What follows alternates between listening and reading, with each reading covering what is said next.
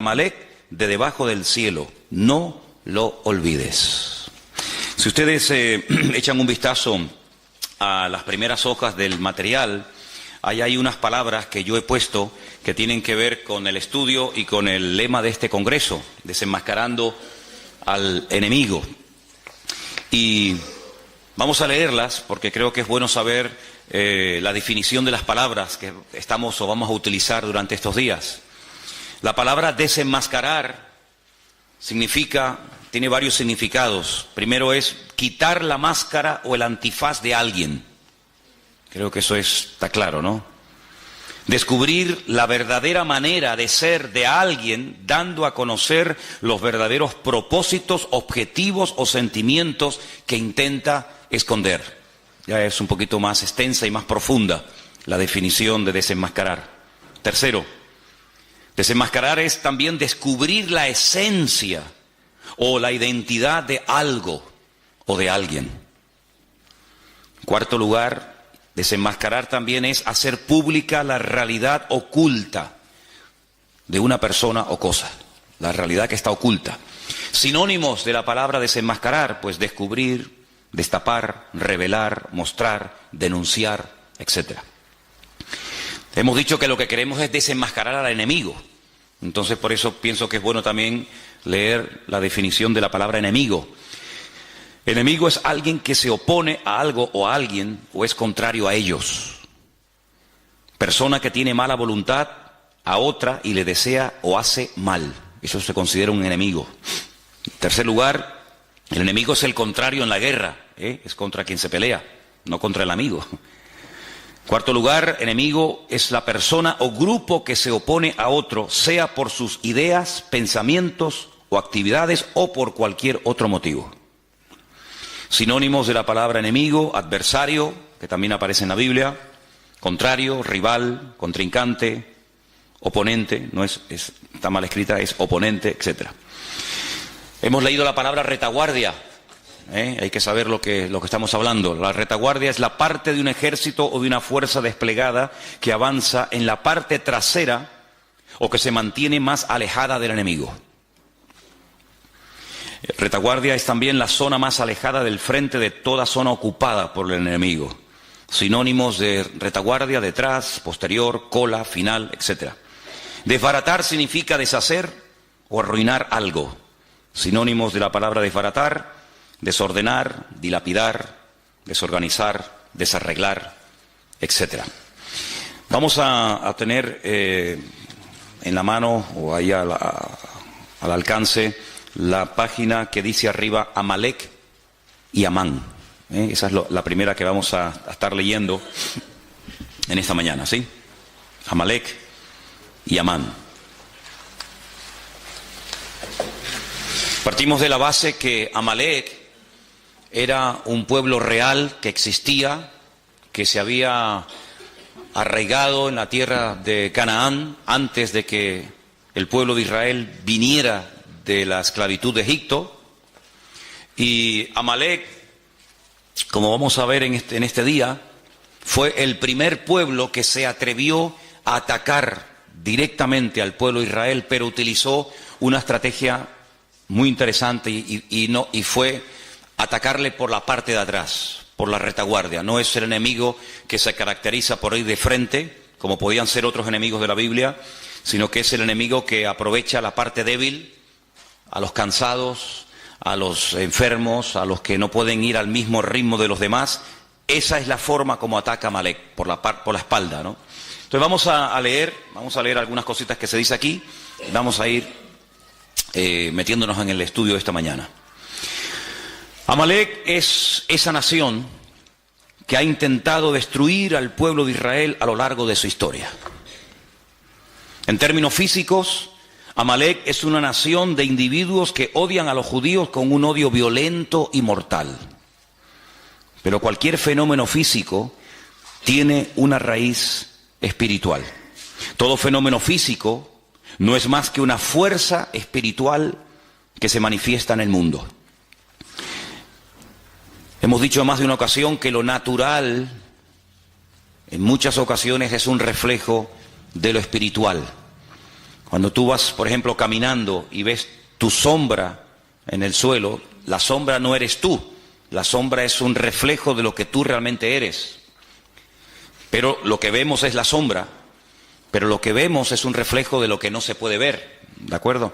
Entonces, cuando ocurre algo en el mundo natural, el hombre que no tiene el Espíritu de Dios no puede interpretar, no puede leer, ni siquiera se percata de que detrás de ese fenómeno aparentemente normal, algo que ocurrió como producto de la casualidad o como una intervención de la naturaleza, pues él no sabe leer lo que está pasando, ¿no? Detrás de una situación, detrás de una guerra, o detrás de cualquier situación. Sin embargo, queremos insistir en esto. Para nosotros los creyentes, los acontecimientos aparentemente normales y naturales de la vida tienen una lectura diferente, una lectura, digamos, también de tipo espiritual, porque lo natural es un reflejo de lo espiritual. Entonces, el apóstol Pablo, que era conocedor de esta gran verdad que estamos diciendo en esta mañana, cuando él escribe la primera carta a los hermanos de la iglesia de Corinto, les dice que cuanta cosa ocurrió en el Antiguo Testamento, desde que salieron de la tierra de Egipto hasta que llegaron a la tierra prometida, dice, todo aquello fue una especie de sombra, todo aquello es un ejemplo natural de lo que está ocurriendo en el mundo espiritual y sobre todo en el tiempo en el cual vivimos nosotros hoy en día. Los enemigos naturales que tuvo que enfrentarse Israel, como los amalecitas, los amorreos, los jebuseos, etcétera, pues simplemente son un ejemplo, un botón de muestra objetivo, visible, de esos enemigos espirituales con los cuales tendría que enfrentarse el pueblo de Dios a lo largo de la historia. El faraón es un tipo de Satanás. Moisés es un tipo de Cristo, el personaje, el instrumento que el Señor utiliza para liberar, para sacar de la esclavitud al pueblo de Israel. La tierra prometida es un ejemplo de nuestra nueva vida en Cristo, de cómo podemos disfrutar de una libertad, cómo podemos servir y conocer al Señor, etcétera, etcétera. Así que todo lo que vamos a estar viendo acerca de Amalek, si bien es cierto que ocurrió realmente y hubo un pueblo que existía que se llamó Amalek, Amalek es el tipo, hay dos figuras de dicción muy importantes en la Biblia, las iremos estudiando Dios mediante ahora en estas clases de hermenéutica que hemos comenzado, y una es el tipo y otra es el antitipo. El tipo es lo que prefigura, lo que anticipa lo que va a suceder en el futuro, y cuando tú ves el cumplimiento de ese tipo en la persona real o en el acontecimiento real, eso es el antitipo, ¿vale? Entonces Amalek es un tipo de todos los enemigos que a lo largo de la historia se enfrentarían no solamente con el pueblo de Israel, sino con todos los creyentes en el Dios de Israel, ¿vale? Seguimos leyendo el párrafo número 2, así que quédate con esto. Todo fenómeno físico no es más que una fuerza espiritual que se manifiesta en el mundo. Amalek representa, por lo tanto, esa fuerza que desea destruir al pueblo de Dios y a su destino, su propósito. Ahora, ¿qué fuerza espiritual es la que representaba en su momento el pueblo de Israel? ¿Por qué tanto empeño en destruir a ese pueblo? Porque el pueblo de Israel tenía el deber de la presencia de Dios en el mundo. Era el único pueblo en aquel momento que existía monoteísta de la tierra, y Dios le dijo en cierta ocasión a ellos que ellos iban a ser sus testigos. Todos los pueblos que en aquel tiempo existían, todos absolutamente, salvo el pueblo de Israel, eran politeístas. Hay una lista enorme en la Biblia de dioses que se adoraban en aquel tiempo: Quemos, Milcón, Moloc, Baal, Astarot, Astarte y tantos, ¿va? El único pueblo que tenía la creencia en un único Dios, creador del cielo, de la tierra y de todo lo visible, era el pueblo de Israel. Por lo tanto, si a un enemigo se le ocurría, como el caso de Amalek, atacar y destruir al pueblo de Israel, automáticamente la tierra quedaría sin testimonio.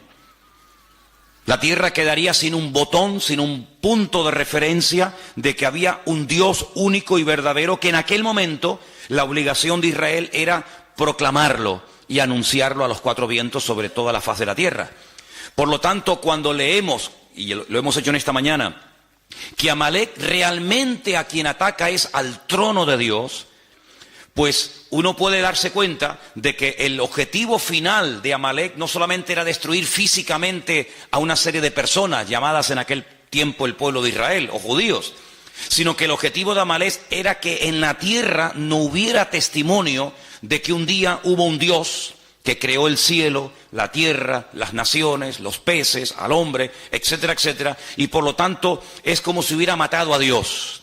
La existencia de Dios queda borrada, no hay testimonio, no hay vestigio en la historia de que hay un Dios creador, porque el único pueblo que lo representaba y creía en él y le honraba y le servía era esta gente. Al desaparecer, al destruir a este pueblo, automáticamente ya a Dios no se le ve por ninguna parte. Entonces, por eso cuando leemos que Amalek se levanta contra el trono de Dios, la palabra, la expresión trono de Dios representa su soberanía, su dominio, su majestuosidad, su presencia, su existencia en el mundo. Eso es lo que significa el trono de Dios, ¿de acuerdo? Fijaros que, por ejemplo, antes de Amalek, Satanás, vamos a leer esas porciones también seguramente en esta mañana, Satanás, él lo que intenta es destronar a Dios. No solamente quitar a Dios de en medio, sino que no se hable de Dios, de su existencia, de su obra, y de esa manera, pues el mundo queda a la deriva, como un barco sin timón. No hay presencia de Dios, no hay testimonio de Dios, por lo tanto comamos y bebamos, que aquí no pasa nada. Ese es el objetivo de Amalek. Los testigos dan testimonio de aquello que no puede ser visto. Eso es un testigo, una persona que cuando algo ha ocurrido y ellos lo han podido ver, son llamados. Eso es fundamentalmente la función de un testigo. Si algo está presente o es evidente, son totalmente innecesarios los testigos. Esto es solo cuando la cosa o suceso no puede ser percibido directamente, entonces es cuando se llama a los testigos. ¿Usted estuvo allí? ¿Usted vio que él le atacó? ¿Y qué dijo? ¿Usted lo vio? ¿Y cómo fue? ¿Y cómo no fue? ¿Y cuántos eran? ¿Y a qué hora era más o menos? Eso es lo que hace un testigo. Si en lo que el testigo va a decir es evidente y es visible, la presencia de los testigos es totalmente innecesaria. Por lo tanto, como la presencia del Señor, la soberanía del Señor era un concepto abstracto, invisible, tenía que haber una presencia visible, en este caso era el pueblo de Israel, que diera testimonio de que cada vez que la gente levantaba la cabeza y veía un pájaro cruzar por el cielo, ese pájaro no salió de la nada, sino que detrás de ese pájaro hay un creador que lo diseñó, que lo formó y que ahí lo puso. Y detrás de esa estrella, y detrás del sol, y detrás de la luna, y cuando paseamos por el campo y vemos las flores y los animales, etcétera, etcétera, ellos eran los únicos testigos en aquel tiempo de todo esto. Por lo tanto, Amalek, su objetivo era borrar de la faz de la tierra todo vestigio y presencia de Dios. Por lo tanto, de la misma manera, la presencia de Dios no era percibida directamente en el mundo. Por eso el pueblo de Israel, en aquel momento, era el testigo que tenía la tarea de dar testimonio de que detrás de las bambalinas se hallaba la presencia del Señor. Si ellos callaban, automáticamente Dios quedaba mudo en el mundo. Digamos en cierto sentido que Israel en aquel momento era la boca de Dios, era el testigo de Dios que podía decirle al mundo que detrás de la creación había un creador y un diseñador. De la misma manera, hoy en día, todos y cada uno de nosotros, no solo con nuestras palabras, sino con nuestras vidas, debemos de dar testimonio de la existencia y de la presencia de Dios en el mundo. Por eso la persecución no solamente ya abarca al pueblo de Israel, sino que abarca a todo aquel que ha creído y que ha confiado y que ha depositado su fe en el Dios del pueblo de Israel, en el Dios único y verdadero. Por eso no solamente Amalek ataca y sigue atacando al pueblo de Israel, sino que también ataca a todo el conjunto del pueblo de Dios, y ahí lógicamente entramos tú y yo. El pueblo de Israel es el único pueblo monoteísta del mundo, es el único pueblo que va de un extremo a otro, o cree en el Dios único y verdadero, el Dios de Abraham, de Isaac y de Jacob, o no creen en nadie. No hay católicos judíos, no hay personas que se abrazan a cualquier otra creencia o religión, o creen o no creen, o son creyentes en el Dios único y verdadero, o son ateos, son paganos y no les interesa absolutamente nada. Por eso es un pueblo que en Medio Oriente, es el único pueblo en el Medio Oriente, rodeado de más de 200 millones de árabes, de musulmanes, que da testimonio de que el Dios que se adora en ese pequeño país, en ese pequeño territorio, es un Dios diferente. No es Alá, no es Mahoma, no es el Corán, sino es el Dios de siempre, y por eso una guerra constante y permanente contra ese pueblo que está marcando allí una diferencia. Si el pueblo de Israel fueran todos musulmanes, si el pueblo de Israel, en vez de adorar al Dios de Abraham, de Isaac y de Jacob, adoraran a Alá y creyeran en Mahoma y tuvieran el Corán, automáticamente se acabaría el conflicto. Pero, como no es así, es una piedra en el zapato. Es un pueblo que va en contra de la norma establecida de la zona, y por lo tanto el enemigo no quiere que en un territorio donde él ha hecho lo que le ha dado la gana durante generaciones y generaciones, haya un pueblo, por así decirlo, que le lleve la contraria. Pero ahora no solamente existe ese pueblo, ahora no solamente hay esa gente allí, sino que ahora hay por toda la faz de la tierra, por los 5 continentes de la tierra, hay diseminado más de 1.000 millones de personas que creen también en el Dios de los judíos, o en el Dios que vino a través del pueblo de Israel. Por lo tanto, la guerra es contra todo creyente verdadero en el Dios único y verdadero que es nuestro Dios. Amén. Seguimos. Amalek. Mientras leemos, ustedes pueden ir pensando de quién más o menos podemos estar hablando. Y Amalek está dispuesto a sacrificarse a fin de destruir completamente cualquier evidencia de la presencia de Dios en el mundo. Está dispuesto a hacer cualquier cosa con tal de borrar la existencia y el testimonio de Dios en la tierra. El mayor acto de obediencia pedido por Dios a un hombre fue el acto de sacrificar a un hijo. Ese fue el mayor acto de obediencia que jamás Dios le ha pedido a un hombre. Ya sé que hay otros casos, como por ejemplo el de Saúl, que también lo vamos a analizar, que era un acto de obediencia, de acatar la voluntad, la misión de Dios para su tiempo, pero nada que ver con el hecho de que Dios te pida que mates a tu hijo. Es mucho más fácil matar a un filisteo que matar a tu hijo. Es mucho más fácil construir un barco en medio de la nada, como hizo Noé, que matar a tu hijo. Es mucho más fácil hacerle la guerra a los enemigos y despropiarlos de todos sus tesoros y construir un templo a tu Dios que matar a tu propio hijo. Si el acto de obediencia más grande que jamás un hombre ha tenido que realizar es el caso de cuando Dios le pide a Abraham que sacrifique a su hijo. Por lo tanto, ellos saben perfectamente en esa cultura que el acto de obediencia más grande que un hombre estuvo dispuesto a hacer fue sacrificar a su propio hijo. En cierto sentido, un hijo es una proyección de uno mismo, ¿verdad? Como alguien dijo, ¿qué es un hijo? Es la proyección de tu yo. Tu yo se proyecta en tu hijo y el de tu hijo en su hijo, y así sucesivamente. Por lo tanto, en ese contexto religioso y espiritual, Amalek está dispuesto a sacrificarse a sí mismo, porque saben que es el mayor acto de obediencia y de sacrificio y de fervor religioso que un ser humano puede expresar a ese Dios. Ese es el espíritu de Amalek. Un espíritu que está dispuesto a ir más allá de lo lógico, de lo normal, del sentido común, ir en contra natura.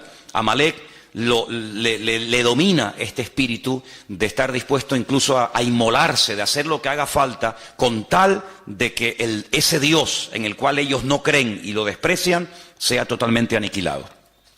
Está dispuesto, como hemos dicho, al sacrificio, está dispuesto a sacrificar todo, absolutamente todo, con tal de alcanzar esa meta. Por ejemplo, si ustedes van a la ciudad de Jenin, a la ciudad de Ramallah, a la Franja de Gaza y a otras poblaciones palestinas, las calles, las avenidas, los bulevares, los parques de esas ciudades tienen los nombres de todos aquellos, entre comillas, mártires que han dado su vida por la causa palestina.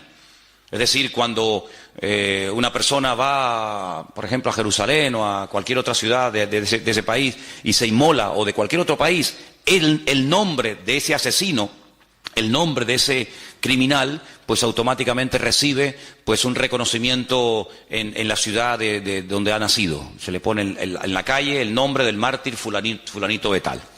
Increíble. Entonces está dispuesto a sacrificar todo lo que tiene con tal de llegar a esa meta. Amalek es la distancia, ahora entramos en otro concepto, es la distancia entre lo físico y lo espiritual.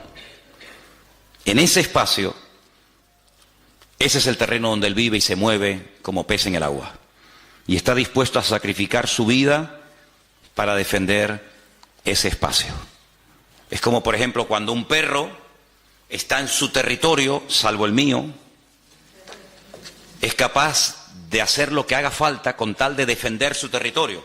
Por eso los machos marcan el terreno como diciendo, esto es mío, ¿vale? Satanás también tiene territorios marcados, señalados, donde él cree que ahí puede hacer lo que quiera. Y coloca a sus instrumentos, sea Amalek o sea quien sea. Y está dispuesto a defender ese territorio a muerte. Por eso cuando el apóstol Pablo, y leeremos esta porción en el día de hoy, en Efesios capítulo 6, él habla de espíritus territoriales, no solamente de demonios que en un momento determinado individualmente pueden afectar o enfermar a personas, o debilitarlas, o incluso hasta matarlas, enajenarlas, como el caso también del endemoniado gadareno, sino que incluso marca territorios, marca zonas, ciudades, países, donde considera que él es el dueño, ¿verdad? El príncipe de la potestad del aire, principados, potestades, gobernadores de las tinieblas de este siglo, huestes espirituales de maldad, etcétera, etcétera. Entonces, en un sentido profundo, el significado de esta batalla entre Amalek y el pueblo de Dios es que ellos luchan contra Dios y contra su presencia en el mundo. Esta es la raíz de todas las batallas y de todas las guerras. Así de claro. Vamos a leer algunos versículos en esta mañana. Voy a pedir a algunos de ustedes que me ayuden. Por ejemplo, vamos a leer en 2 de Timoteo 4:7, 1 de Pedro 5:8. Entonces, leamos esos dos versículos antes de seguir adelante en esta mañana. Repito, 2 de Pedro 4:7, perdón, 2 de Timoteo 4:7 y también 1 de Pedro 5:8. ¿Quién tiene Timoteo? ¿Sí? Vamos. He peleado la buena batalla, he acabado la carrera, he guardado la fe. Pablo es el autor bíblico que más términos militares utiliza en sus cartas. Casco, espada, yelmo, guerra, soldados y cantidad de términos típica y puramente militares. Habla de guerras, habla de batallas, habla de enemigos. Y es que Pablo tenía una percepción del mundo espiritual muy clara, muy clara. Y por eso él dice al final de su carrera, al final de su ministerio, que él lo que realmente ha hecho a lo largo de su existencia es pelear la buena batalla. Si él no ha estado de rositas, él no ha estado de vacaciones, él no ha estado pegándose la gran vida, sino que él ha sido un guerrero. Él llegó incluso a decir, yo traigo en mi propio cuerpo, físicamente hablando, marcas de las pedradas, del martirio, de los zarpazos de los leones, de lanzas, en fin, de tantas y tantas cosas. Porque Pablo compara la batalla espiritual del creyente con una auténtica guerra. Y el campo de batalla nuestro hoy en día es el mundo. Y por eso el apóstol Pablo, cuando describe la realidad de la vida cristiana, la describe como una persona que está continuamente en guerra, como un soldado, y por eso utiliza los términos que acabo de mencionar, ¿no? El apóstol Pedro habla acerca de que tenemos todos un enemigo en común. Y ese enemigo lo compara a un animal. ¿Quién tiene, por favor, según 1 de Pedro 5:8, Sonia? Dice, sed sordos y velad, porque vuestro adversario el diablo, como león rugiente, anda alrededor buscando a quien devorar. Vuestro adversario es una realidad. Continuamente está dando vueltas y vueltas y vueltas, tratando de buscar a alguien y devorarlo, matarlo, destruirlo. ¿Sí? No es que le va a hacer una caricia, no es que le va a venir a asustar, sino devorarlo, destruirlo completamente. Así como Amalek quería destruir completamente la presencia de Dios en el mundo, representada en aquel momento por el pueblo de Israel, hoy en día Satanás lo que quiere es que no haya testimonio en tu casa de la presencia de Dios, que no haya testimonio en tu barrio, que no haya testimonio en el mundo de que nosotros estamos hoy en día siendo testigos de Cristo, de su resurrección, de su muerte, de su venida, etcétera, etcétera. Si vamos a Efesios capítulo 6, en Efesios capítulo 6 el apóstol Pablo está preso en Roma. Él escribe desde la cárcel 4 cartas, se conocen como epístolas de prisión, y en Efesios, el capítulo 6, estando él preso en Roma, seguramente ya a punto de morir, escribe 4 cartas. Una de ellas es la carta a los Efesios, otras a los Filipenses. Y en esta concretamente, en el capítulo 6, verso 10, el apóstol Pablo habla en estos términos clarísimos. Por lo demás, hermanos míos, fortaleceos en el Señor y en el poder de su fuerza. Vestíos de toda la armadura de Dios, para que podáis estar firme contra las acechanzas del diablo.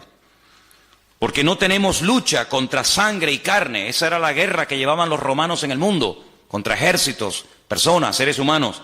Sino que nuestra lucha es, fíjense, contra principados, viene de príncipes. Hay príncipes en el mundo espiritual. En el mundo de las tinieblas, hay gente que tiene el galón, que tiene, ¿cómo es? El título de ser un príncipe, ¿sí? Como en el ejército hay generales y comandantes y tenientes y subtenientes y sargentos. En el mundo espiritual no todos los demonios, no todos los ángeles que cayeron el día de la rebelión de Satanás en la presencia del Señor, ¿verdad? Antes de la creación de Adán y Eva, no todos son iguales. Hay algunos que son auténticos príncipes y hay otros que son, como dice aquí, príncipes de las potestades contra gobernadores. Otros tienen, ¿verdad?, el rango de gobernador, gobernador de Santa Cruz, gobernador de cualquier otro lugar, gobernadores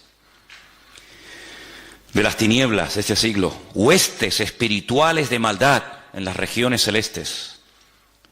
Y ante este panorama, ante esta descripción del mundo espiritual, que no es ciencia ficción ni mitología griega, sino es Biblia, ¿qué podemos hacer? Porque además ellos juegan con una ventaja sobre nosotros, entre comillas, y es que ellos nos ven a nosotros, pero nosotros, salvo raras excepciones, no los vemos a ellos. Entonces, defenderte contra un enemigo que ves, que sabes por dónde viene y por dónde va, pues no es tan complicado. Pero defenderte contra un enemigo que no sabes si está por detrás, por delante, arriba o abajo, pues es mucho más complicado, ¿vale? Entonces, fíjate aquí que el remedio para todo esto es el siguiente: pónganse toda la armadura de Dios, así de claro. Tomen toda la armadura de Dios. ¿Para qué? Para que podáis resistir en el día malo. En el día bueno no hay que resistir nada. En el día bueno lo que hay es que gozarse. Este es el día que creó el Señor. Gocémonos y alegrémonos en él, decía el salmista. Pero la armadura es para el día malo. Entonces, cuando resistas el día malo, podrás acabar todo y estar firme. Estad pues firmes, ceñidos vuestros lomos con la verdad, vestidos con la coraza de justicia. Era la parte del cuerpo del centurión romano que había que proteger tremendamente. ¿Por qué? Porque la coraza te protegía de los pulmones y el corazón, órganos vitales. Calzados los pies con el apresto del Evangelio de la paz. Napoleón decía que se puede ganar o perder una guerra según el calzado que uses. Es como un rally o como una carrera de motos, una carrera de Fórmula 1. Los expertos saben que el mejor coche del mundo, la mejor escudería del mundo, puede perder un mundial por haber escogido mal una rueda. Tenían que haber escogido un tipo de rueda blanda, dura, lo que sea, y se equivocaron y era el mejor coche, como el más poderoso, el más potente, el más cilindrada, pero escogieron mal. Entonces Napoleón decía que tenían que cuidar sumamente el calzado de los soldados romanos, en este caso de los soldados franceses, porque sabía que una guerra se puede perder con un mal calzado. Y el Señor dice que el mejor calzado que podemos utilizar es el apresto del Evangelio. Caminar guiados por la palabra de Dios. Lámparas a mis pies tu palabra, lumbrera mi camino. Sobre todo, todo esto es importante, pero sobre todo, dice aquí, tomad el escudo de la fe. Había dos tipos de escudo, uno que era redondo, que era cuando se estaba de guardia, y un escudo que era muy alto, que te llegaba casi desde la barbilla hasta los tobillos, y era el que se llevaba al combate. Entonces cuando lanzaban las flechas, se lo ponían así y se tapaban y las flechas golpeaban y no caían, ¿no? Él está describiendo un escudo redondo, tremendamente poderoso, que cuando veías venir un dardo de fuego, cuando veías venir una lanza o lo que sea, te cubrías y te protegía cualquier parte del cuerpo. Dice, sobre todo toma ese escudo, para que puedas apagar todos los dardos de fuego del maligno. Tomad el yelmo era como una especie del casco, lo que te protegía la cabeza, los pensamientos, el cerebro, de la salvación, la espada del Espíritu, que es la palabra de Dios. Y algunos dicen, bueno, ya se acaba la armadura. No, hay un elemento abstracto, pero que forma parte vital de la armadura. Lo que le da consistencia a la armadura es el verso 18. Lo que hace que la armadura no se caiga ni te quede grande es lo que dice el verso 18. Orando en todo tiempo, con toda oración y súplica en el Espíritu, velando en ello con toda perseverancia por todos los santos. Y Pablo era una persona muy preparada, muy competente, con un conocimiento alucinante del Señor, tanto teórico como práctico, pero él sabía que sin el respaldo de la oración no podía ir ni de aquí a la esquina, porque él llegó a decir que no tenemos que ignorar las maquinaciones del enemigo. Él fue el que dijo aquella frase que todos conocemos, ¿no?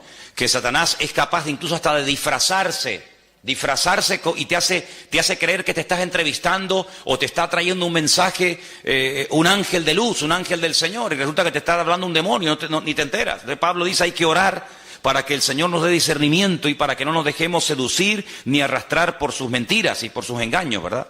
Así que toda esta guerra espiritual que Pablo describe la podemos ver en lo físico y lo podemos ver en lo natural, sobre todo en este enemigo terrible que es el pueblo de Amalek. Sigamos leyendo la segunda página. Dice que Amalek significa tinieblas y el florecimiento del mal. Ahí es donde Amalek se mueve como pez en el agua, en la oscuridad, en la ignorancia, en las tinieblas. El fin de Amalek significa la destrucción del abismo, del distanciamiento entre Dios y el mundo, pero también la restauración de la cercanía que revela la presencia y la obra de Dios por medio de Cristo en el mundo. Mientras estemos en esta vida, estaremos en guerra. Mientras estemos vivos, tenemos que estar velando y orando, como se decía en esta mañana, porque no estamos aquí de paseo, sino estamos aquí para dar testimonio, estamos aquí para hacer luz, para marcar una diferencia, y Satanás va a hacer todo lo posible por evitar que nosotros cumplamos con nuestro objetivo.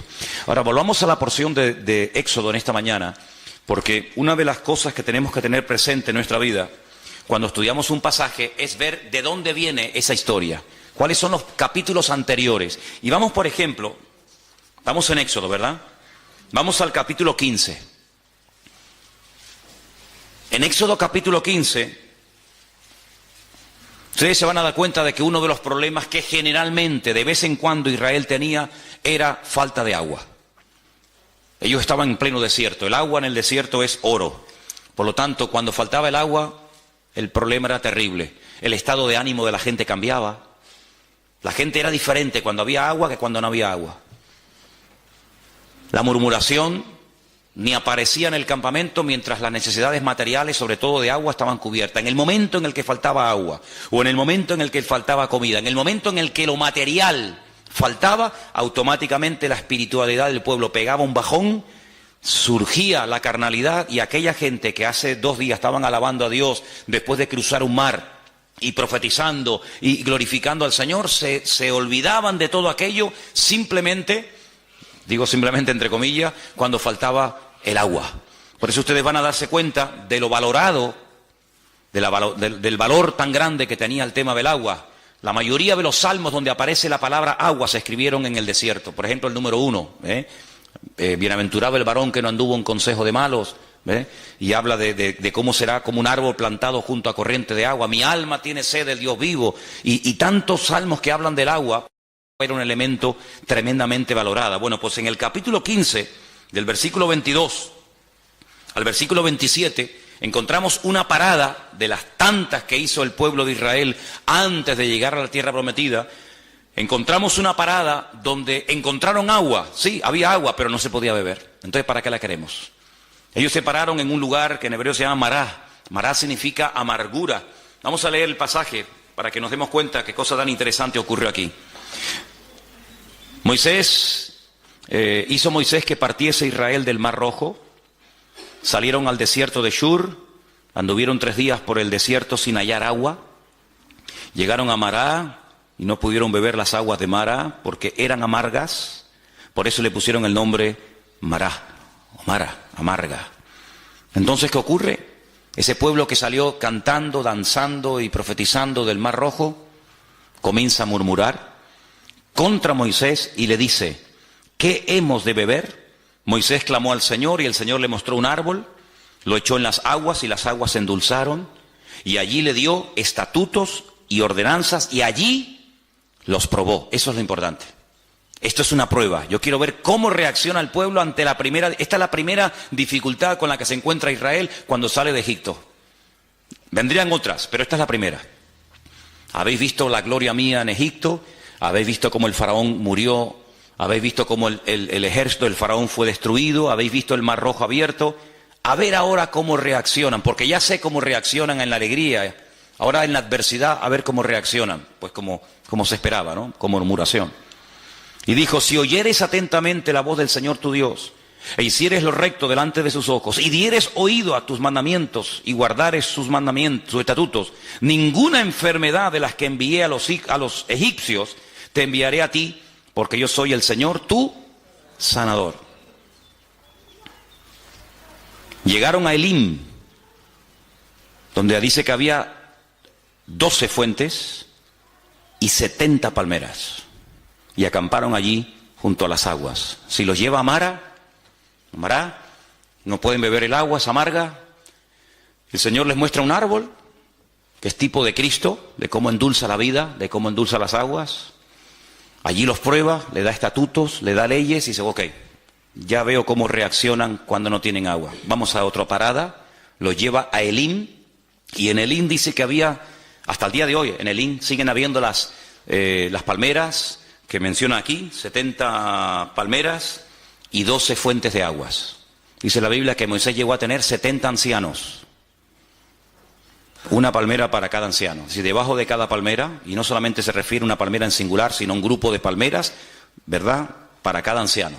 Y 12 fuentes de agua. Para que cada tribu tenga su propia agua y no tenga que depender de este, ni el otro del otro, sino que cada uno tenga su propia fuente de agua. Y es interesante notar, si me pueden acercar un segundito la pizarra para ponerla aquí. Miren, dice que allí el Señor les da una promesa tremenda. La promesa que el Señor les da allí es una promesa, gracias, así mirándola para allá. La promesa que el Señor les da a esta gente es que si ellos se comportan y obedecen al Señor y no meten la pata y se someten al Señor y piden perdón y llevan una vida, digamos, correcta, pues ninguna enfermedad les afectaría. Ahora, si un día hacemos un estudio detallado de cuántas enfermedades menciona la Biblia, nos quedamos asombrados. Porque incluso en los tiempos en los que el Señor le dio la palabra al pueblo de Israel, había enfermedades que no existían. Pero ellos podían activar una serie de enfermedades que no existían. Les dijo, si ustedes me obedecen, si ustedes se someten a mi palabra, si ustedes viven en sometimiento a mi palabra, a mis estatutos y a mis leyes, ninguna enfermedad de las que mandé a los egipcios se la mandaría a ustedes. Pero si ustedes no me obedecen, y comienza a mencionar enfermedades que hasta ese momento ni existían en el mundo. Luego, el tema del perdón, el tema de vivir cerca del Señor, es muy interesante. Por ejemplo, tú tienes buena letra, ¿no, Daniel? Pon ahí, pon la palabra Mejilá. Apunten ahí si quieren esto. La palabra Mejilá, con J. La palabra Mejilá significa perdón, en hebreo. Perdón. Eso es. Y una palabra que él va a poner abajo, que es la palabra Majalé, significa enfermedad. Mejilá, perdón. Majalé,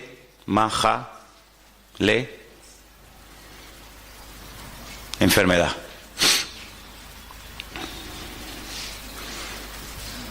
Ahora, estas dos palabras que ustedes tienen ahí, Mejilá y Majalé, en hebreo se escriben sin vocales.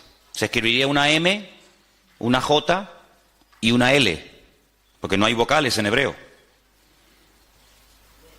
Es decir, que la misma palabra se puede leer como Mejilá o se puede leer como Majalé. ¿Qué nos está diciendo el Señor? ¿Qué le estaba diciendo al Señor a su pueblo en Mará? Si ustedes me obedecen, si ustedes se someten a mis estatutos y a mis leyes, si ustedes realmente viven una vida de perdón, ninguna enfermedad les afectará a ustedes. Hay un antídoto divino y sobrenatural contra la enfermedad, y es vivir sometido a la voluntad de Dios. El otro día leí un artículo tremendamente interesante. ¿De qué muere la gente en Israel? Se llamaba así el artículo. ¿De qué mueren los judíos? Claro, por supuesto, lógicamente hay también enfermedades como en cualquier parte del mundo. Pero más del 88% de la gente en Israel, ¿sabéis de qué muere? De viejos. Como dijo el médico cuando murió mi abuelo, se le acabó la pila. Se le acabó la pila. Tenía una pila alcalina alucinante, ¿no? Se le acabó la pila. Es decir, que hay enfermedades que están relacionadas muy directamente con la actitud espiritual con la que tú vives. De hecho, en el libro de Proverbios, no es el tema, ¿no? Pero en el libro de Proverbios hay enfermedades que tienen que ver, por ejemplo, con los huesos, que tienen que ver mucho con el perdón. La persona rencorosa, la persona que odia, la persona que no quiere perdonar, la persona que tiene esa herida contra el padre, contra la madre, contra el abuelo, contra el marido, contra lo que sea, dice que termina secándose los huesos. ¿Qué es secarse los huesos? Que los huesos pierden su función, que terminas oxidándote. Porque la enfermedad está directamente relacionada, no en todos los casos, pero en muchos casos la enfermedad está directamente relacionada con espirituales más amplios, y presenta un panorama de diferentes ataques y diferentes líneas en las cuales viene.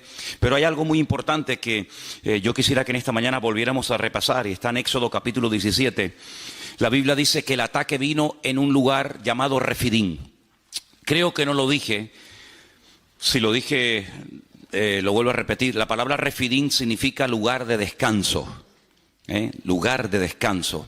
Ellos habían estado previamente en un lugar llamado Mará, donde dice que cuando llegaron no pudieron probar las aguas porque eran aguas amargas. Hasta el día de hoy, en esa parte del desierto, esas aguas existen, pero no se pueden beber. Son muy amargas, son de color rojo, como si estuvieran oxidadas, para que nos entendamos. Y esas aguas están ahí como testimonio de que no se pueden beber. Son aguas amargas, aguas no potables, y el pueblo allí se quejó, el pueblo allí murmuró contra el Señor, pero el Señor les mostró, dice que un arbusto, un árbol, que es tipo de Cristo, que el que viene a endulzar nuestra vida, y entonces aquellas aguas que no se podían beber, al final sí se pudieron beber, y allí dice que el Señor los probó, y allí le dio leyes y le dio estatutos, y les dijo algo tremendo, lo vimos en estos días.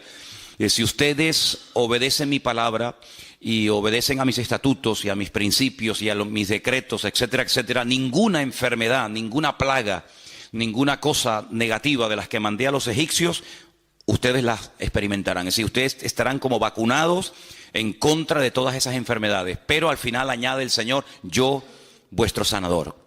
Como dando a entender el Señor de que iba a haber momentos en la historia en los que ellos iban a desobedecer al Señor y necesitarían sanidad, ¿no? Bueno, pues cuando caigan y necesiten ser sanados, aquí estoy yo, ¿verdad?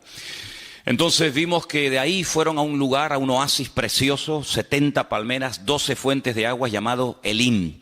Y allí estaban a gusto, allí no les faltaba de nada, ahí tenían sombra, tenían agua, ahí estaban muy cómodos, pero sin embargo el Señor dice, bueno, el tiempo de estancia aquí se ha terminado. Quiero que sepan que el Señor podía haber llevado en línea recta, que es la forma más rápida de llegar a un sitio, ¿no? En línea recta. Sin embargo, vemos que desde que ellos salen de Egipto hasta que llegan a la tierra prometida, a Canaán, no van en línea recta, sino que incluso el Señor los tiene 40 largos años, toda una generación, dando vueltas y vueltas en el desierto a causa de su pecado, a causa de su desobediencia.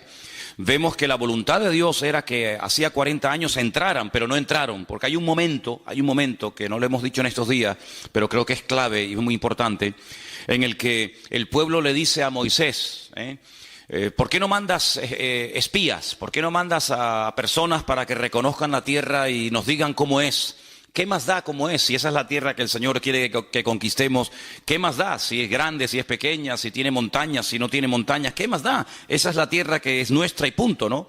Pero ellos mandaron, según la versión que tenemos generalmente todos nosotros, espías. La palabra realmente es la palabra regalim, que significa exploradores. Hay una gran diferencia, ya lo dijimos en su momento, hay una gran diferencia entre un espía y un explorador. El espía entra camufladamente, no quiere que nadie lo vea, quiere pasar desapercibido, va a espiar, va a observar cuáles son los puntos débiles del enemigo y luego informar a sus tropas para saber cómo atacar. El explorador va a cara descubierta, el explorador no importa que lo observen, el explorador va como una especie de turista, ¿verdad?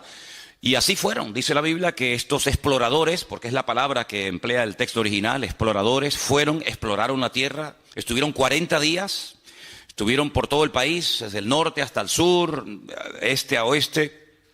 Y entonces cuando ellos regresan, el pueblo está expectante, diciendo, bueno, a ver, ¿cómo es? ¿Cómo es esa tierra? ¿Cómo es el país? Y ellos dicen, bueno, la tierra es buena, la tierra es hermosa, pero es imposible de conquistar. ¿Cómo que? Sí, es imposible, porque resulta que las ciudades están amuralladas y tienen murallas tan enormes que llegan hasta el cielo, cual es falso, y la tierra traga a sus moradores, y la gente son gigantes, y nosotros los veíamos a ellos y nos comparábamos con ellos y parecíamos nosotros como langostas, y dan un informe tan pésimo, un informe tan negativo que dice que toda la santa noche el pueblo de Israel en sus tiendas estuvo llora que te llora, e incluso pensaron en matar a pedradas a Moisés y decir volvamos a Egipto porque esto es un disparate, esto es una locura, hemos venido aquí para nada, y al final, bueno, el Señor dice en la Biblia que esa noche se apesadumbró, y esa noche fue cuando Dios hizo un decreto que hasta el día de hoy está en vigor, un decreto terrible. Ese día, según el calendario bíblico, era el 9 de Av, el 9 del mes Av, Y ese día fue un día que no van a olvidar en su vida el pueblo de Israel, porque todas las peores desgracias de la historia de ese pueblo, todas han ocurrido siempre el 9 de Av. El día que los reyes católicos en España firmaron el decreto de expulsión de los judíos, curiosamente, ¿no? Aunque vemos en el libro de Esther que no hay casualidades, fue el día 9 de Av. Cuando se firmó la solución final de la Segunda Guerra Mundial fue el 9 de Av. Cuando se destruyó el primer templo de Jerusalén antes de Cristo fue el 9 de Av. Cuando se destruyó el segundo templo 70 años después de Cristo fue el 9 de Av. Y podríamos dar una lista de 100 y pico acontecimientos terribles para que ellos recordaran toda su vida que llorasteis sin motivo. Yo les voy a dar ahora motivos para que lloren ahora por desgracias que ustedes mismos han provocado, ¿no? Y ese día Dios decretó que no iban a entrar. Ese día el Señor dijo, vais a estar un año por día. Si 40 días visteis la tierra, desechasteis la tierra, os habéis quejado, no os gusta lo que yo tengo preparado para vosotros, muy bien, pues venga al desierto a dar vueltas. En vez de 40 días, 40 años. Y todos aquellos de 20 años para arriba que salieron de Egipto, que vieron la gloria del Señor, que vieron milagros tremendos, dice que ninguno de ellos iba a entrar salvo dos, Josué y Caleb, que también fueron dentro de ese grupo de los 12 exploradores, pero ellos no se quejaron. Dice, por ejemplo, que Caleb fue hacia una región donde estaban enterrados los patriarcas, la ciudad de Hebrón. En aquel tiempo se llamaba Kiriat Arba. Kiriat significa pueblo, Arba significa cuatro. El pueblo de los cuatro gigantes o de los cuatro principales. Y es que en aquel lugar hay una cueva que compró Abraham en su día, y se llama la famosa cueva de Macpela. Macpela significa la cueva de las parejas, Está en la ciudad de Hebrón. Allí está enterrado Abraham con su esposa Sara. Allí está enterrado Isaac con su esposa Rebeca, y allí está enterrado también Jacob con su esposa con su esposa Lea. Raquel no, porque murió por el camino y no está allí enterrada. Y hay una tradición judía que dice que también allí está enterrado Adán y Eva. Pero bueno, eso ya es harina de otro costal. La cuestión está en que cuando Caleb vuelve al pueblo, dice efectivamente, las murallas son muy altas, pero eso no es una mala señal. Si todo es como se mire, alguien dijo, el vaso está medio lleno o medio vacío. ¿Sabéis por qué las ciudades están tan amuralladas? Porque nos tienen miedo. Porque si no nos tuviera miedo, vivirían sin murallas, vivirían sin protección, vivirían sin torres de vigilancia. Pero como nos tienen miedo, han construido enormes murallas porque nos tienen miedo. Así que no se lo tomen por lo negativo, sino tómense lo positivo, ¿vale? El hecho de que ellos parezcan gigantes no es verdad, no es que sean gigantes, sino que tú, al tener una declaración de fe tan pobre y tan miserable, te ves con una bajoestima tan terrible que le das al enemigo una fuerza que no tiene.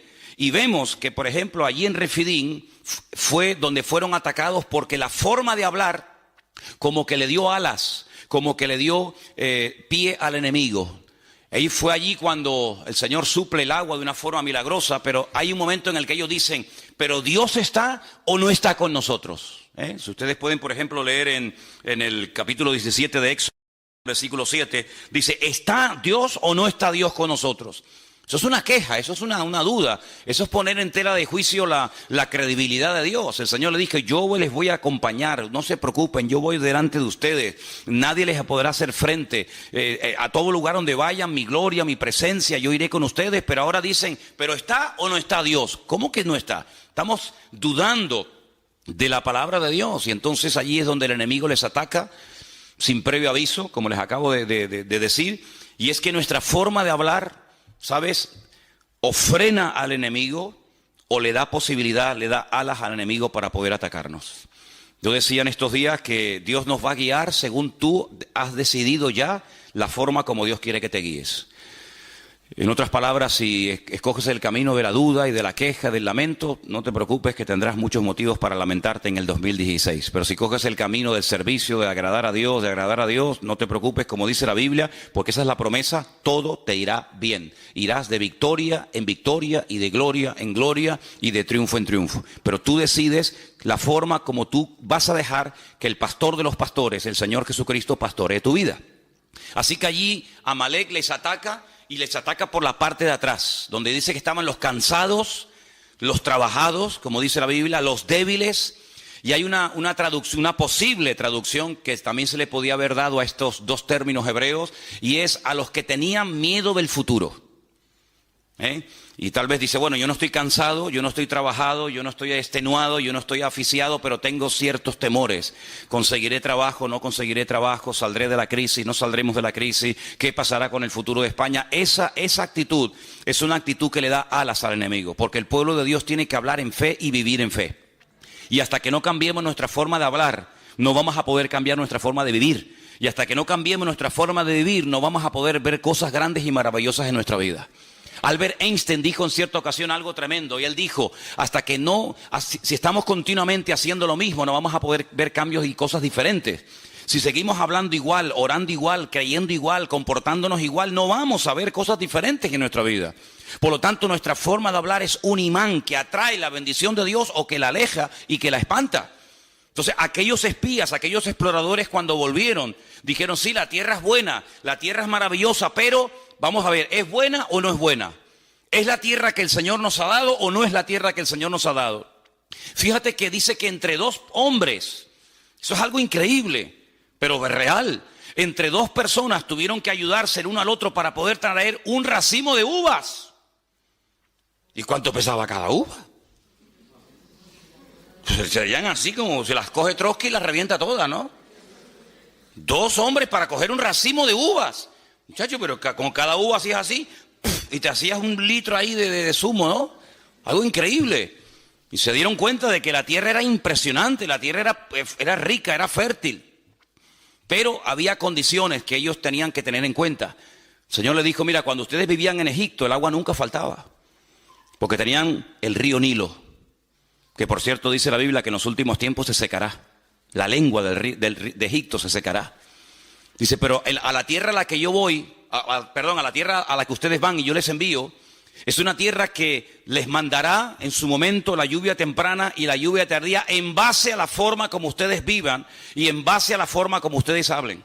Si ustedes hablan mal, si ustedes se quejan, si ustedes se apartan de mis caminos, si ustedes se enfrían, si ustedes comienzan a adorar a otros dioses, olvídense, aquí no va a llover, aquí no hay río, aquí no es como Egipto, que movías una piedra y salía el agua por las tajeas, sino que aquí es una dependencia diaria y permanente de parte del Señor. Si hablan bien, si hay victoria, si hay bendición, la lluvia cae.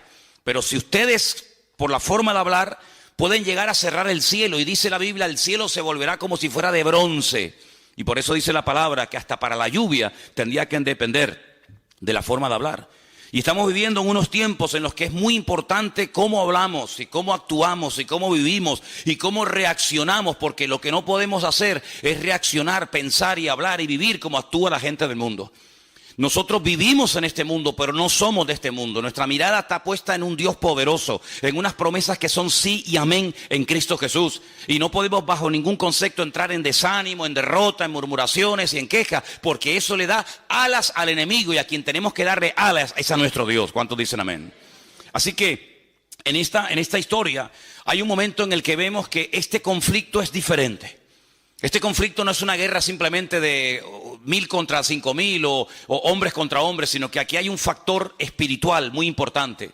Y vamos a leerlo en Éxodo capítulo 17 otra vez, por favor, a partir del versículo 8. Éxodo capítulo 17, hay un momento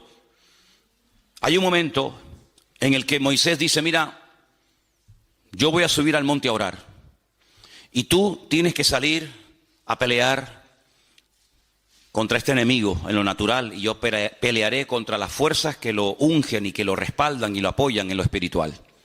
Y dice la palabra que suba a lo alto de un monte, vamos a leerlo. Entonces vino Amalek y peleó contra Israel en Refidim, versículo 8. Y dijo Moisés a Josué, escógenos varones y sal a pelear contra Amalek mañana, porque yo estaré sobre la cumbre del collado y la vara de Dios en mi mano. Hizo Josué como le dijo Moisés, peleando contra Amalek, y Moisés y Aarón y Hur subieron a la cumbre del collado. Y sucedía que cuando alzaba Moisés su mano, Israel prevalecía. Mas cuando él bajaba su mano, prevalecía Amalek. Las manos de Moisés, lógicamente, se cansaron, por lo que tomaron una piedra, la pusieron debajo de él se sentó sobre ella, y Aarón y Hur sostenían sus manos, el uno a un lado y el otro a otro. Y así hubo en sus manos, dice aquí, firmeza. El texto original dice, hubo emuná, hubo fe, hasta que se puso el sol. Dije el otro día que gracias a estos dos hombres, Aarón, que es muy conocido porque es el hermano carnal de Moisés, y gracias a Hur, Moisés tuvo firmeza, Moisés tuvo la capacidad, la constancia de poder tener sus manos levantadas por encima de su cabeza y ver una aplastante victoria sobre el enemigo. Pero ¿quién era este Hur? No lo dijimos, pero vamos a decirlo ahora. Hay varios versículos que quería compartir con ustedes. Seguimos en Éxodo, capítulo 24, verso 14. Éxodo 24, 14. No sé si hay algún hermano que por ahí tenga su Biblia a mano y lo quiera leer. Y también que otra persona tenga preparado el 31, versículo 2. Repito, Éxodo 24, 14 y otra persona, Éxodo 31, 2. ¿Quién tiene el Éxodo 24? Y dijo a los ancianos, esperadnos aquí hasta que volvamos a vosotros. Y aquí Aarón y Hur están con vosotros, el que tuviese asunto acuda a ellos. Hur, sin lugar a dudas, era un hombre muy importante dentro del pueblo de Israel. Hasta el punto que Moisés, cuando se va a la montaña a orar y se fue 40 días, le dice al pueblo, yo me voy un tiempo, pero si hay algún asunto, algún problema, algo que surja dentro del pueblo, ahí está Aarón y ahí está Hur para que consulten con ellos. Luego, Hur no era una persona normal y corriente, sino una persona con una autoridad y con un peso espiritual, con una autoridad dentro del pueblo muy, muy importante. Es una referencia que tenemos que tener en cuenta. El segundo texto está en Éxodo 31, 2, y ahí nos da un poquito más de información sobre este personaje llamado Hur. ¿Quién lo tiene? Mira, yo he llamado por nombre a Besaleel, hijo de Uri, hijo de Hur, de la tribu de Judá. Ok, este hombre era de la tribu de Judá, y el nieto de Hur fue la persona que el Señor capacitó y usó para la construcción y el diseño del tabernáculo en el tiempo en el que el pueblo de Israel estaba peregrinando. Hay algunos comentarios que dicen, y la mayoría de ellos afirman que es así, que Hur era el esposo de Miriam o de María. Saben que eran 3 hermanos, Moisés, Aarón y Miriam o María, y el marido de María atribuyen que sea Hur, ¿vale? Hay otro texto más, y está en Primera de Crónicas 2, 18 y 19, y es el último texto referente a Hur que vamos a leer. Primera de Crónicas 2, 18 y 19. ¿Los están poniendo ahí? Qué bueno. Es que no tengo ojo por la espalda de momento. A ver, ¿quién los tiene, por favor? O si lo queréis leer ahí directamente. Leerlo todos, ahí lo tenéis.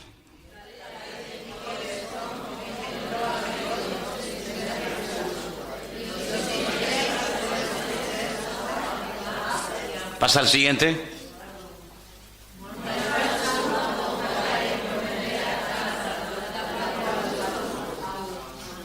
Ok, hay 2 Caleb, hay 2 personajes en la Biblia que tienen el mismo nombre.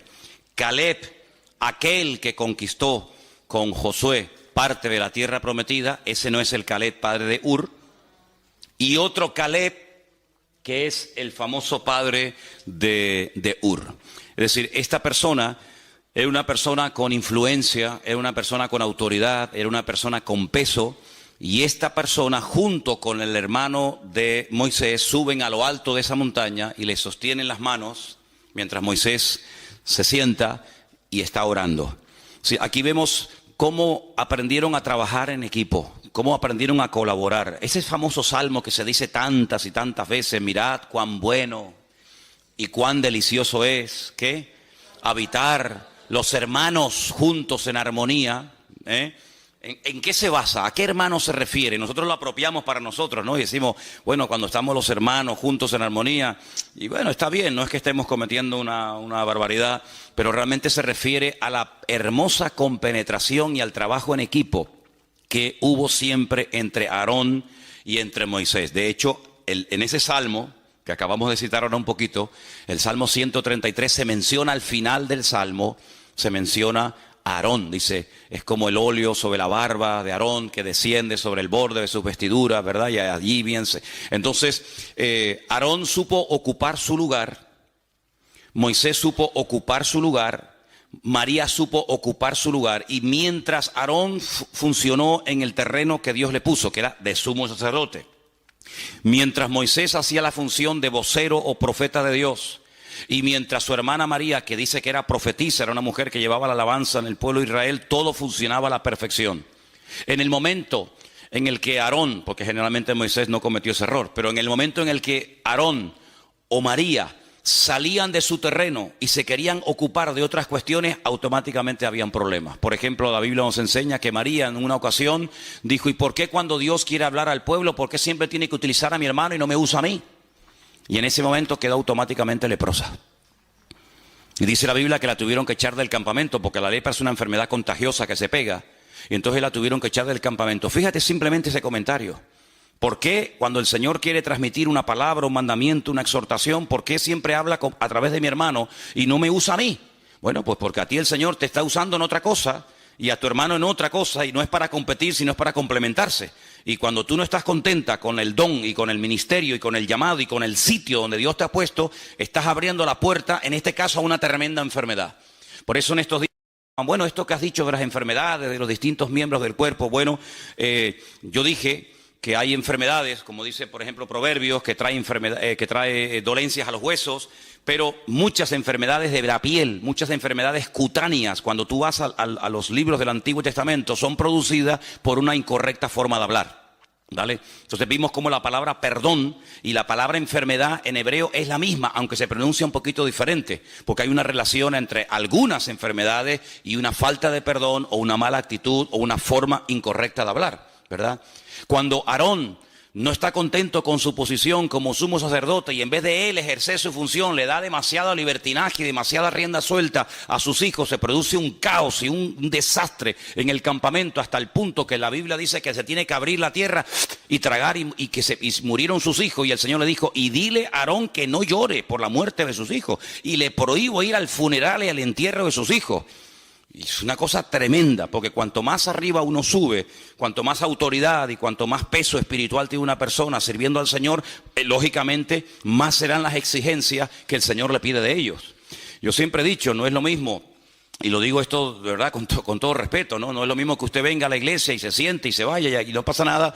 No es lo mismo que un pastor, no es lo mismo que uno que está en la alabanza, no es lo mismo que una maestra de escuela dominical. A esos hay que exigirle no mucho, sino todo. ¿Por qué? Porque tienen que ser ejemplo a la congregación. Una maestra de escuela dominical tiene que llegar primero que los alumnos. No van a llegar los niños primero que su maestra. Cuando hay un campamento de niños, los primeros que tienen que estar dando el callo, ¿quiénes son? Las maestras de la escuela dominical. Y si no, quédese usted en su casa o dedíquese a otra cosa. Pero las maestras de la escuela dominical tienen que ser las primeras. Y si usted no quiere ser la primera, usted no vale para maestra de escuela dominical, valdrá para otra cosa. Y yo como pastor, pero no me exija mucho, hermano. Yo un día vendré y otro día no. Imagínense. Oye, ¿quién va a predicar hoy? Bueno, tenía que predicar Manolo, el pastor, pero no va a venir porque dice que está un poco desanimado. ¿Cómo? No, que dice que le dolía la cabeza. Es que a mí no me puede doler nunca la cabeza. De hecho, yo empecé a predicar con dolor de cabeza, ya se me quitó. ¿Por qué? Porque el Señor, cuando usted quiere servir al Señor, el Señor dice: ¿tú me quieres servir? Ok, vente para acá, pero también te voy a exigir más. Porque el viento donde pega más fuerte es arriba en la copa del árbol y no en las raíces. Y allí donde el Señor pone a algunas personas, pero también la exigencia lógicamente será mayor. Entonces Aarón entendió que su función no era la de profeta, sino la de sumo sacerdote. Y cuando lo entendió y ocupó su lugar, miren esos hermanos, qué armonía hay entre ellos. Cómo no va a haber bendición y vida eterna, y cómo no va a derramar el Señor su unción y su gracia cuando están los hermanos juntos en armonía. Pero cuando están juntos, pero separados y revueltos, se va la bendición de Dios. ¿Cuántos dicen amén? Entonces nosotros tenemos que partir de la base de que nuestra forma de hablar, y tienes que salir de este retiro con esto en la cabeza. Tú no puedes hablar de cualquier manera, porque la forma como tú a partir de hoy hablas o hables, eso va a marcar una diferencia en el mundo espiritual. Esta palabra prevalecía. Cuando Moisés levantaba la mano, el pueblo de Israel prevalecía, y cuando las bajaba, prevalecía Amalek sobre Israel. Es muy interesante. Porque en el último libro de la Biblia, que estamos estudiando en Santa Cruz últimamente otra vez, aparece la palabra prevalecer. Y fíjate qué interesante. Dice que cuando los santos oraban en la tierra, es decir, cuando se dirigían al Señor, cuando clamaban al Señor, los ángeles en el cielo prevalecían contra los demonios. Es decir, cuando la iglesia toma su posición de autoridad, cuando la iglesia emplea el poder de la lengua, pero no para dañarse, no para cuestionar, no para criticar o para murmurar o lamentarse, sino que emplea el poder, el instrumento de la voz, de las palabras, para dirigirlas al Señor, eso como que le da fuerza a los ángeles y le da fuerza en el mundo espiritual para que el enemigo lo podamos tener a raya. Por eso, hermano, tenemos que salir de aquí con la idea bien clara de que la forma como usted va a hablar a partir de hoy vas a ser un imán que va a atraer la bendición a tu casa, o la va a espantar y la va a alejar. Por eso cuando en casa comencemos a hablar o a opinar o a no sé qué, o como a comentar negativamente, cortemos inmediatamente ese comentario. ¿Por qué? Porque la forma como nosotros hablamos es lo que va a marcar la diferencia en el mundo espiritual. Porque todo esto tiene un precedente, y el precedente está en el libro de Génesis capítulo 1, cuando dice la Biblia que Dios hablaba y las cosas cambiaban. Claro, el poder de Dios en su palabra es lógicamente superior a nuestro. La palabra de Dios se cristaliza, se materializa, ¿verdad? Dijo Dios sea la luz y se hacía la luz. En nuestro caso no es así. Pero lo natural, ya lo he dicho 1.000.000 de veces, es un reflejo de lo espiritual. Si Dios hablaba y cambiaban cosas, quiere decir que nosotros como producto, como creación del Creador, cuando nosotros hablemos también las cosas pueden cambiar para bien o para mal. ¿Cuántas personas están tiradas por el suelo, no tienen ninguna autoestima, no confían en nada ni en nadie? ¿Por qué? Porque desde pequeños han sido bombardeados con palabras como: tú no sirves para nada, tú no vas a levantar cabeza, tú eres un burro, tú eres un ser a la izquierda, tú no sé qué, tú eres como tu padre, un vago. Y ¿cuántas veces pasa eso en la vida? Pero cuando el Señor nos llama, Él nos dice: ustedes son real sacerdocio, nación santa, pueblo adquirido por Dios, para que anuncien las virtudes mías, que yo les llamé de las tinieblas a su luz admirable. Y ustedes son más que vencedores, y yo estoy con ustedes, y nadie les podrá hacer frente en todos los días de vuestra vida. Y diga al débil: fuerte soy, hermano. Y entonces Dios nos levanta la autoestima, no el orgullo, sino la autoestima, y comenzamos a hablar como Cristo hablaba. ¿Cuántos dicen amén? Y Él no permitía ni siquiera a sus más íntimos colaboradores o discípulos, Él no permitía que hablaran palabras incorrectas. Cuando aquel discípulo le dice: Señor, no vayas a la cruz, ¿para qué? Si a lo largo de la historia no te van a aceptar esta gente, ¿para qué vas a la cruz?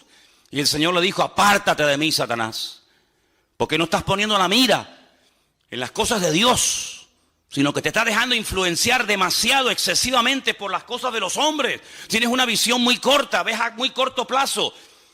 Pero hermano, nosotros tenemos que sembrar en fe. ¿Y cómo se siembra en fe? Con la palabra. Dios me va a bendecir, Dios me va a prosperar, yo voy a ser una persona usada, Dios me va a bendecir, Dios va a abrir puertas. Y dirá: bueno, pero esto es autosugestión, llámelo como quiera. Pero esa es la forma como el Señor quiere que nosotros hablemos. ¿Cómo estás? Bueno, aquí aguantadito. ¿Cómo que aguantadito? ¿Cómo estás? Y dicen algunos: bueno, tirando. ¿Tirando qué? Piedra estás tirando. ¿Cómo estás? Bueno, aquí echando días para adelante. Sí, las expresiones son múltiples y variadas. Hay para todos los gustos y colores. ¿Cómo estás? En victoria. ¿Cómo estás? Bendecido. ¿Cómo estás? Triunfante y glorioso. ¿Por qué? Porque todo lo puedo en Cristo que me fortalece. ¿Cuántos dicen amén? Así como tenemos que hablar, hermanos. Así como tenemos que hablar, hombre. Gloria a Dios. Dejemos esas expresiones a los del mundo. Dejémoslos que ellos hablen así. Quieren hablar así, que hablen así. Así les va. En el rastro que tenemos en Santa Cruz hay un chico que todos los días viene y siempre le pregunto lo mismo. Ya sé la respuesta. Es como ¿cómo era? La erotesis. La erotesis, ¿qué era? Hacer una pregunta que ya sabe la respuesta. Esa figura de dicción. Le digo, ¿qué? ¿Cómo estás? Y yo dentro digo, aguantadito. Y al segundo dice, aquí aguantadito. Él siempre dice lo mismo. Vivíamos en un edificio en Santa Cruz hace años, ahí en la Rambla, y había un portero, el portero del bloque, y decía, ¿qué? No voy a decir el nombre porque a lo mejor lo conocen y vete tú a saber si hay algún familiar del portero aquí, ¿no? Yo, ¿qué? ¿Cómo estamos? Y siempre decía,